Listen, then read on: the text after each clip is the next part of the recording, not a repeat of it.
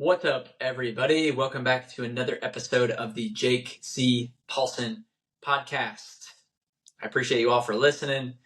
Another banger coming out this week is a solo episode. Today we're going to be talking about changing your belief system.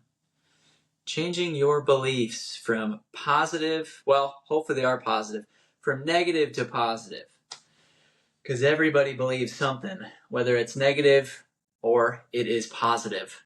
So, I want to start off with a quote from Henry Ford. Most of us know Henry Ford. Last name might sound familiar. He says, whether you think you can or you think you can't, you're right. Whether you think you can or you think you can't, you're right. And it's so true. Whether you think you can do something or you think you can't, you ever met that super overly confident person? That's just like, yeah, I can take that on. I can do that. You know, there's some people where you can tell they're just full of it. And there's some people that they say something and you're like, oh, wow, they're probably going to do that. They're probably going to do that. I never really thought about even doing that, but they're probably going to do it. Those people have that egoless confidence that what word am I trying to find here? That unconditional confidence, no conditions. So today we're going to talk about changing that belief system from negative to positive. We've talked about belief before. You know, we've talked about Napoleon Hill. Remember when he said, what you can conceive and believe, you can achieve. It's the foundation of our thoughts. And as we've come to realize that thoughts lead into actions, and your actions are going to lead into habits. And that's going to lead into your character, and that character is going to be who you are. It's your destiny. You know, I work with this young man who, I'm going to be honest, struggled in sales the past couple of years. He's trying to figure it out. He's taking actual steps to overcome it, though. And he heard that he heard this from someone. They said, finding out your negative beliefs, so the roots of what you believe, finding those out and rewriting them to positive beliefs, things that are optimistic, is essentially the first step to overcoming what he's dealing with right now. And of course, he dove in. He's a student of the game. He wrote down a huge list of his negative beliefs. Baffled me. I was like, dang, dude, these are deep. Some of these are deep. Some of them are deep.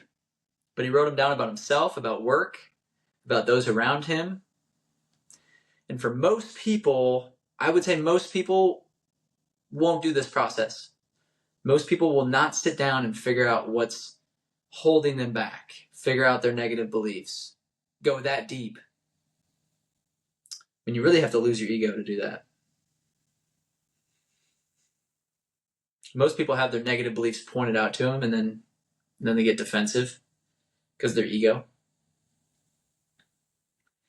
It really does take a mature person, a person that loses and the ego is a funny thing, but a person that, you know, doesn't get defensive when you call them out on things. Takes a person that is so in tune with who they are. Maybe they've gotten it pointed out to them many, many times, and now they're finally dealing with it, right? You know, it takes a really, really mature person to point out all those things out to yourself and evaluate your own beliefs and classify them as negative or positive, as helping or deteriorating. So today we're going to talk about what it actually takes to change your belief system so you can exceed expectations in your business, your leadership, and your community. So let's dive in.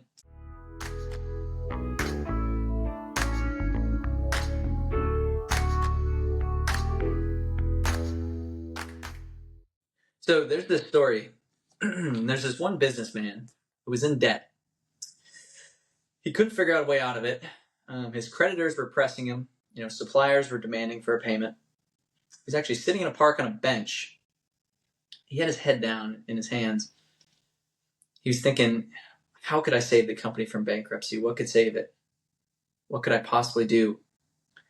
And suddenly an old man appeared in front of him. He said, "I see something's bothering you, son." After listening to the businessman, the old man said, "Well, honestly, I think I can help you." He asked the businessman what his name was, and he wrote him a check and said, "Take this money. We'll meet here exactly in 1 year, and you'll be able to return the money to me." After that, he turned around and disappeared just as suddenly as he appeared. The businessman saw a check in his hands for an amount of $500,000, signed by only the only John D. Rockefeller, one of the richest people in the world at that time. He says to himself, I could end all my problems in no time with this. But instead, the businessman decided to put the check into his safe. Only one thought about its existence gave him strength to find a solution to save his business. I'll read that again. He said, only one thought about its existence, the check, gave him strength to find a solution to save his business. With the return of his optimism, he concluded profitable deals. During a couple of months, he got out of debt and started to earn money again. And exactly 1 year later, he returned to the park with that same check. At the agreed time, the old man appeared again. And at that moment, when the businessman wanted to return the check and share his story of success, a nurse ran up and grabbed the old man. "I'm so glad I caught him," she said. "I hope he wasn't bothering you. He always runs away from the house and tells me he's John Rockefeller." The businessman stopped. He was bemused. During the whole year, he was spinning, building a business, buying and selling, convinced that he had $500,000 in his account. And suddenly, he understood that it's not the money, real or imaginary, that turned his life up. It was his new confidence and belief that gave him strength to achieve everything that he had now. Again, let me go back up to that one thought that he had. The one thought of that check in his account, just the thought of it, not the actual check itself, just the thought of that check in his account gave him strength to find a solution to save his business.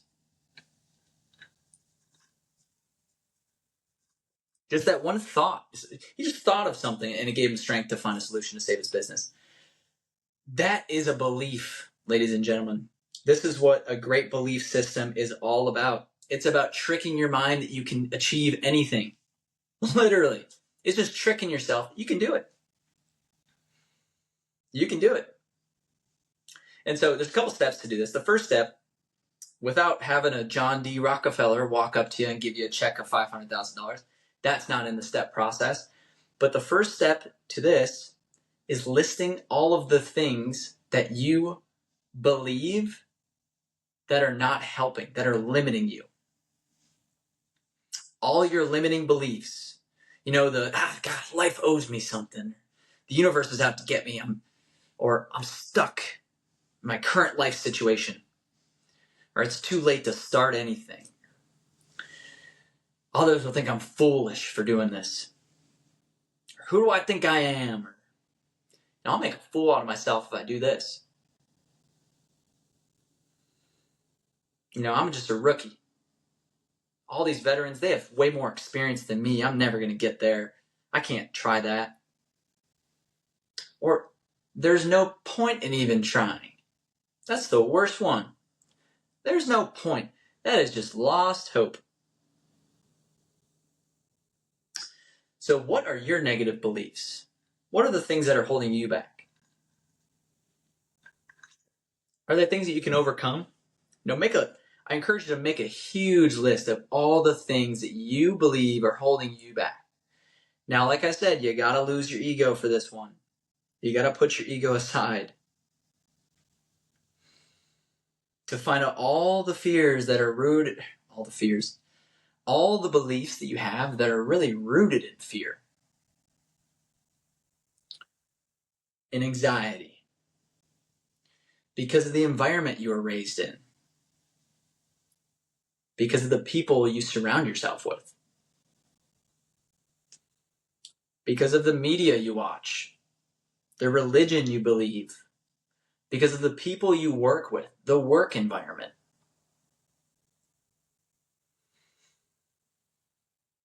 All of these things have influence on you in the way that you think, otherwise known as beliefs. So once you finally put your ego aside and you found those limiting beliefs, now it's time to rewrite them. So what you're going to do is you're going to take one belief. Say it's, you're going to give them a positive twist, essentially. So instead of saying I can't, I'm learning to. Instead of saying it's impossible, we're learning, we're trying to figure it out. We're figuring it out. Instead of saying I'm too experienced to be on this project, rewrite that and say, put a positive twist on an optimistic look. Look at all the positives to it. Hey, I'm actually young. I have a different perspective that could benefit this project. These are all called affirmations, by the way. It's what you're saying about yourself, to yourself, and about what you're doing. It's just talking to yourself about what you're doing and about yourself. It's how you express yourself. I read this article by Amy Morin. She gave 3 steps to rewiring your brain and thinking differently in a healthy way. The first step she talked about was the step we just did. Rewriting your negative beliefs, figuring them out and rewriting them. By the way, I think you should go back. You should figure out those negative beliefs, rewrite them, and literally type up a document, put that on your wall and read it. Or put it in your car, read it before you start the car every time. Or, I don't know, find out ways to actually get it into your mindset. Read it before bed. That's a great way to do it, because while you're actually sleeping, your brain is still running. It's still processing information. It's a great way to remember things and memorize things, actually, is reading it before bed, because your brain is processing it throughout the whole night. Again, I'm not a doctor, okay? So believe me or not, I talk a lot out of my butt a lot of the time. But I read a lot, and I read a lot of articles that are like this one. She says a lot about your brain, a lot of neuroscience. But she says the first step is to rewrite your negative beliefs. Next step, to prove yourself wrong. The next step is to prove yourself wrong. It consists of using your negative beliefs as a challenge. So instead of thinking, I can't do it, use that as a challenge. You pretty much just challenge yourself. I mean, if someone came up to you and said, hey, you can't do that, you'd probably use that as a challenge. I would say some people would use that as a challenge. Some people might feel demeaned about that. But if you use that as a challenge from someone else, why can't you do it as yourself?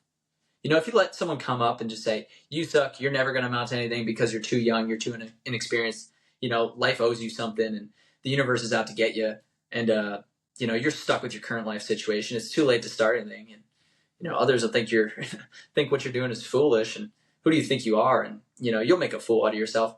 Okay, those are fighting words. I would literally start on fire and start working as hard as possible, or I would just turn to violence. Like, if someone actually said that to me, the reality is, even though there's no one saying that to you, you're saying that to yourself. All of those things that they just said to you, you've been saying that to yourself for years. So if you would not let anybody else say that to you, why do you say that to yourself? You should go for it. You should take it as a challenge. You never know unless you try. Saying you can't do it is literally just lying to yourself for no reason. Let's say you want to lose weight. You want to lose 5-10 pounds. Well, go do it. Say you lose 5 pounds or you lose 10 pounds. You just prove to yourself that you can actually do it. You literally just prove to yourself. That's going to spark pretty much new neural pathways to different things that you can access in your brain. Again, not a doctor. using terms that I've read online. But you're going to start making positive assumptions about yourself instead of a negative assumption.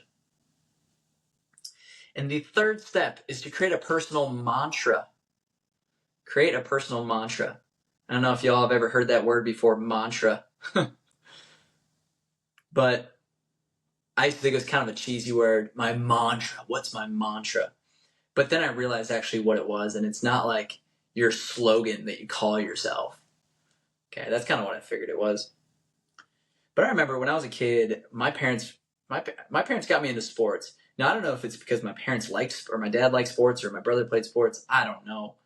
But they got me into sports. And by the way, I think that's one of the best things you can do for a kid is to get them involved in organized sports at a young age, because it teaches you so many lessons that are so applicable. They directly apply to life. So applicable. So many things I've learned as a kid just playing baseball, like patience, what to do when someone, is talking smack, how to handle things when you don't get picked for the team that you want. All those things. It's things that are directly applicable. Life's not fair, right? So when I was a kid and I was playing sports, my parents would actually have these little mantras that I didn't even know of at the time. They would say them to me before I played a game or before I went to practice or just in between games. Or they were related to sports.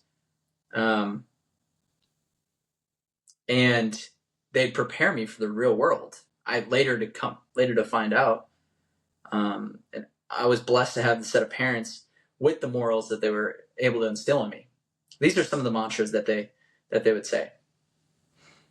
One thing I would hear before a game is always play hard, have fun. Play hard, have fun. Or another one was that I heard as a kid, just in general, is Paulsons never lie. And of course, as a kid, you lie all the time. You lie all the time. So at first, of course, I was a liar all the time. And then as I got older, I started lying less and less and being more honest. And now I'm the most honest I've ever been. Obviously, Dr. House says everybody lies, right? Which is a true statement.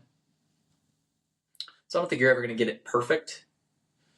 But again, that's a mantra that's stuck in my brain forever. Another one, simple one, do your best. Hey, Jake, go out there, do your best. You know how simple that is? Do your best. It's 3 words. Another one, practice like you play. I'm sure we've all heard about that one. Practice like you play. Just those small things to hear as a kid, it obviously goes a long way. I mean, I'm sitting here 23 years later, or whatever years later, they stuck with me. Like, it was not hard. When I was writing this, it was like, oh, these are 4 things off the top of my head that I remember as a kid. There's so many more. There's so many more that stick with me. These are just 4 that I've remembered in not even 30 seconds. That's how easy they were to find. That's a mantra. So create your own mantra. And the only reason I still know these things is because I have implemented them in my life 1,000 times over my life. And all of those times led up to create who I am today. Really, they can be so simple as 3 words. Do your best. Doesn't matter if you grew up with these positive mantras or if you grew up with some negative mantras. Obviously, if you grew up with some negative mantras, it's going to be a little bit harder to retrain your brain into thinking positively. I realize that. I'm nowhere in this episode saying that this is easy. I don't think I've said that in any episode. I think I've said, yes, this is simple, but it's not easy. Nowhere in this is going to be easy to retrain your brain, even if you're thinking positively, somewhat positively before. Nowhere's going to be easy. I realize that.